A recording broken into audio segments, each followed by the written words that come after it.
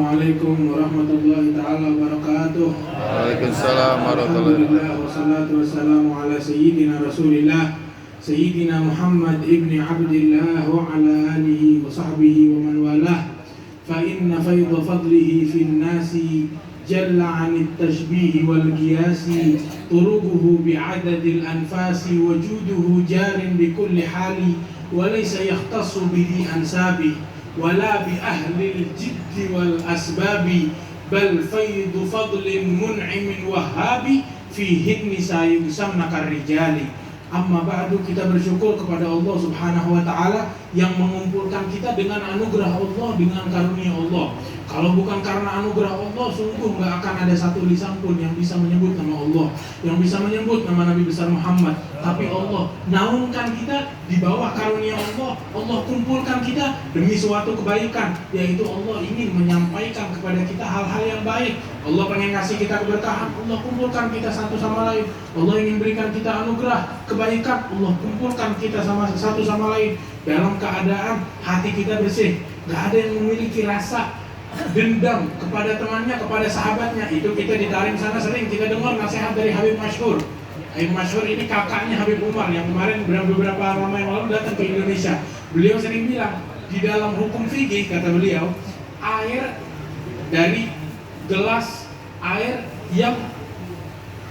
ini mustamal atau mutanajis, kalau dikumpulkan terus menerus, satu gelas, dua gelas, sampai lebih dari dua kullah, dua batas, terdapat dua kullah, ini batas yang ditentukan sekitar berapa liter. Maka kata beliau, kalau air tersebut sampai ke batasan tersebut, itu air yang mustakmal, bahkan air yang mutanajis menjadi tohir, mutohir. Jadi air yang tohir yang bisa menyucikan, dipakai buat wudhu bisa, padahal sebelumnya mutanajis, air terkena najasah. Tapi ketika dikumpulkan dan lebih dari dua kullah dan nggak baunya, tetap nggak ada bau yang tidak buruk, bau yang buruk, warnanya tetap warna air, rasanya tetap rasa air, rasanya nggak berubah, maka kata Habib Masyhur, itu air menjadi suci, menjadi bersih lagi. Yang tadinya sudah terkotori, air yang sudah tercemar dengan kena najasa jadi tersuci lagi. Rahasianya apa? Karena dikumpulkan, air satu sama lain dikumpulkan. Nah, kita Masya Allah yang hadir di sini, setiap orang hadir, mungkin ada yang hadir kotor hatinya, ada yang hadir matanya kotor, telinganya kotor, lidahnya kotor, dipenuhi dengan maksiat. Tapi di dalam perkumpulan semacam ini, dengan kita bersatu di dalam mengingat Allah, menyebut Nabi besar Muhammad, kata Habib Masyhur, disifatkan oleh beliau, itu insya Allah seperti air tadi, yang mutanajis menjadi tohir lagi. Hati kita yang kotor dengan perkumpulan semacam ini disucikan oleh Allah. Yang punya kedengkian sama temannya, sama tetangganya, ketika dia ngumpul di majelis semacam ini, dia ngeliat wajah tetangganya sambil maulidan, sambil salawat, nggak sengaja dia senyum ke tetangganya. Subhanallah, karena senyuman itu tali silaturahmi yang terputus jadi tersambung lagi. Yang dulunya nggak tegur-teguran sudah berapa lama, dengan perkumpulan semacam ini baikan lagi, kembali kepada Allah lagi. Dan perkumpulan semacam ini nggak dijadikan kecuali untuk hal-hal kebaikan.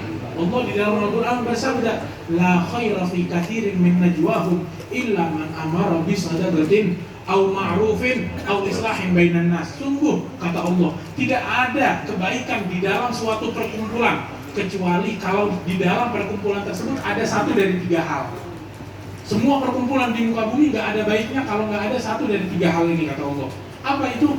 Man amara bi sadaqah. Kalau di perkumpulan tersebut diajak orang-orang untuk sedekah, au ma'ruf, atau diajak untuk kebaikan, au islahin bainan nas. Perkumpulan yang dijadikan untuk mempersatukan, mempersaudarakan antara orang-orang. Kalau perkumpulan dijadikan untuk mempersaudarakan orang-orang, maka kata Allah itu adalah perkumpulan yang di dalamnya terdapat kebaikan. Itu adalah perkumpulan yang mulia, perkumpulan yang agung di sisi Allah Subhanahu wa ta'ala.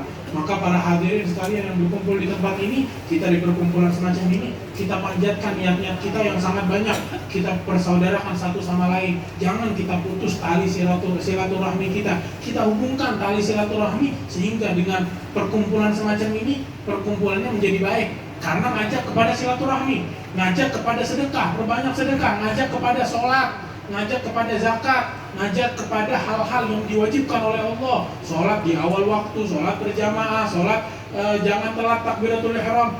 dan juga melakukan sholat sunnah dan lain sebagainya. Sholat witir jangan tinggal, sholat duha jangan tinggal. Dengan hal tersebut keadaan kita akan berubah, akan menjadi makin baik. Kenapa? Karena kita ingin perubahan.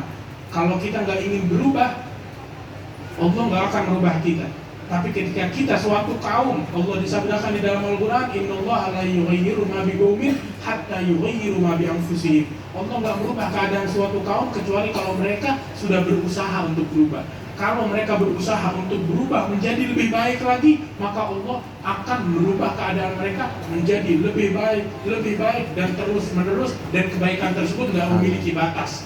Kebaikan Allah nggak memiliki batas. Bagaimana yang disebutkan, nikmat orang-orang surga itu ketika mereka makan satu buah, di suapan pertama rasanya nikmat, di suapan kedua rasanya lebih nikmat dari yang sebelumnya, suapan ketiga lebih nikmat lagi. Bukan satu suap, dua suap, tapi terus menerus sampai 70 kali dia suap satu buah.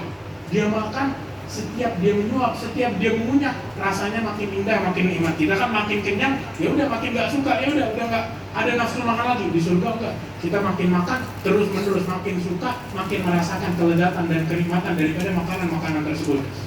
Dan maka kita dari perkumpulan ini dengan berkat para ulama, para habaib, para masyayikh, para asatidz, para tokoh RT RW, semoga Allah Subhanahu wa taala menurunkan kepada kita karunia Allah, anugerah dan juga kebaikan Allah, dan Allah Subhanahu wa taala memandang ke dalam hati kita, Allah pandang keluarga kita, sehingga Allah jadikan kita semua orang-orang yang taat kepada Allah, mengikuti segala perintah-perintah Allah, menjauhi segala larangan-larangan Allah Subhanahu wa taala, dan Allah Subhanahu wa taala kumpulkan kita bersama baginda Nabi besar Muhammad sallallahu alaihi wasallam. Rabbana ighfir lana dzunubana wa israfana fi amrina ثبت أقدامنا وانصرنا على القوم الكافرين.